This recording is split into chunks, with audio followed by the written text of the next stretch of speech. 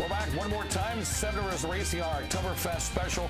I want to remind you that for the next couple of weeks until October, the show will continue. Stay right here for a lot of video. We're going to have recaps of every single race from Oktoberfest. We're going to have interviews. We're going to have highlights. If you have a voice left. Well, you know, that's only 1 year. I had the flu about 3 years ago as we started Oktoberfest, and it started on Tuesday. Flu. And here we go. I knew this was coming. And it got worse as the week went on. Well, then I didn't give myself enough rest. I didn't give myself enough relaxation. I couldn't get out of his campsite until 6 in the morning. And no willpower. It really hurt me on Sunday, but the other 6 years I've been fine, and this year I'm feeling good. I want to be knocking on some Formica here as we get into the Sunday program. So for the remainder of the month, watch the show, highlights, I mean everything from Oktoberfest. Yes. We're even going to try to get a camera through the campgrounds and show you what happens outside of the racetrack. We'll talk about the Campers Village here. Sunday up fast, we're going to start off with the drivers meeting at 10, and Bill, from there, it is the big boys. This is some serious speed and some serious power. Yep, they're going to have their last chance races. They do all their preliminary, their qualifying events on Saturday night. This is the last chance to get into the main event on Sunday afternoon. A couple of last chance races.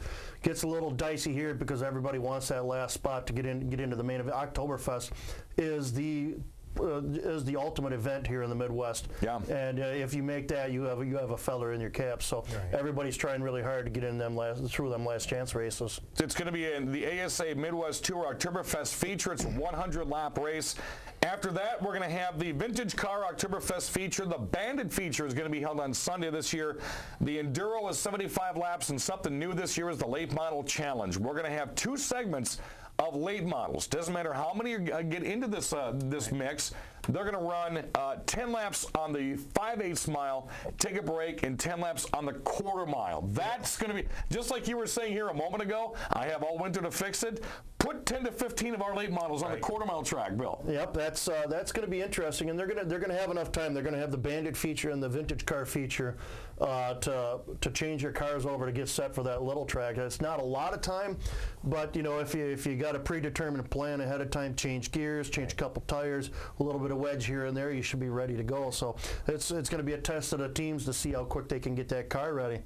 LOC Jr. going to run the late model challenge? We still haven't put the car back together from the wreck that we had. Otherwise, we would love to be in it. That would be so much fun. Albert's always wanted to take the late model track. Every late model guy wants to take that power. I just can't wait to see what some of the times are that people are going to put down on the quarter mile track. One thing you did miss on Sunday is the JMK 63 for the That's the Big right. 8 Get the 3 segments. cars. That's right. The JMAC. And that's based on the Dick Trickle 99. It's named after John McCarnes, a great Midwest promoter who passed away a couple of years ago, and they run it in the same format as the Dick Trickle 99 in 3 segments, 21 laps, and you know, line it up by a draw in the first segment, reverse the field in the second segment, and they do a 8 plus a number for the third segment. So that's always pretty exciting. And you know what I find truly amazing, and here's a trivia question for people someday: who won the very first Dick Trickle 99 and who won the very first JMK 63? The last name is Holzhausen. And that's not going to be Skyler. That would be Skyler won the JMK, and Steve won the Dick Trickle. So and they both mopped up last weekend. Skyler won the first 50 of the Marshfield. Then his dad won the last 50. Skyler ended up winning the whole thing, and he's had some run. Skyler's had some luck. I mean, he won the big $10,000 chase race last year up in Minnesota as well. So and he came from near the middle of the pack last year to win the Big 8 race and then a green to checkered race, which was pretty impressive. So Skyler's on a good run right now. Let's quickly talk about the things that happen away from the racetrack. We've got pumpkin coloring contests. We have a huge chapel service. We have a charity pancake breakfast. We have autograph sessions. We have legend drivers coming in. But then if you move away from the racetrack, we're talking some people that I've ran into, Bill, over the past probably 5-6 years. There's a lot of family reunions that take place in the camping areas of the Oktoberfest grounds. You know, the Fest grounds basically is a giant family reunion. You get this is the only weekend where West Salem's population explodes by about 6,000. Right. I mean, you get what, over 1,200 campers in all the whole Fest ground property. You get that pink flamingo out on the back 40 there behind the old Ford dealership. If you're over 21, yep, we don't want to see you getting chased to the woods. You got the cornhole tournament on Saturday afternoon in the Big Red Barn. Yeah. Actually, this is the third year for it. Is it the third year? Yeah, 2 years ago they tried it, and you know you got a few people show up. Last year they had a really good turnout, so they're going to be doing it again this year. You mentioned the pumpkin coloring contest for the kids, the pet costume contest for the kids. That's actually pretty big. The adults get involved. I had to see that a couple of years ago with Jacqueline from CC and Dick Trickle, as a matter of fact, were the judges for that. Yep, and it's turned into a really big event over the years. You got all the vendors, peddling shirts and hats and toy cars and stuff. You got all the food booths. You got all the product demonstrations. There's a simulator out there. So there's all kinds of things. And let's face it, qualifying is boring. So there's something for people to do all around. So it's a big weekend.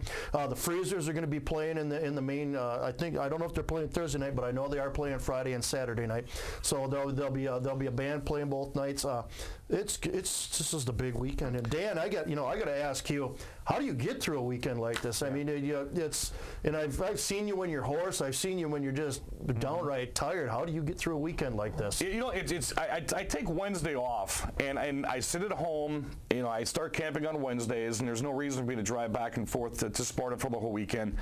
And I do all my homework on a Wednesday at home on my laptop. I get a nice stack of information on drivers and winners and things like that.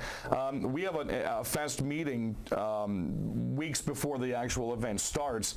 So I pretty much know on my cheat sheets exactly when do I have to be at the racetrack, when do I have to do qualifying, what races do I do. There are some races in which I don't announce because we have Matt Panier with the Mid-Ams and Eric Hunenfeld with the ASA that comes in.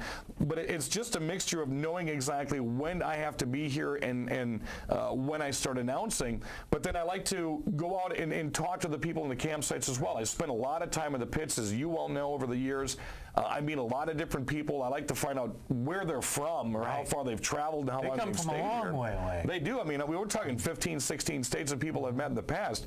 And it's just knowing when I need to get a rest. I do a lot of lemon eating. I do a lot of tea drinking, and the salt is always right around me. But his definition of lemon eating is lemon Jello shots. Yeah. So. Well, yeah, that too gets. I think gummy bears are the big highlight of fest for this year. But it's actually all pudding shots are the new rage now. Are we doing pudding shots? We are this doing year? pudding shots this year. Yes. Well, I'll be over there. No baseball game on the side of the Ag Building this year, which has been a highlight as well. But always something new at Oktoberfest, whether you're a race fan or whether you just want to come out and camp and see some of the different sights and sounds. It is a 4-day party. It's a 4-day holiday, and to a lot of folks, wraps up an entire racing season. And don't forget, of course, this is afterwards, but Wednesday night is practice where people come in and watch for free. Right. So yeah, if you're watching this now, you missed practice.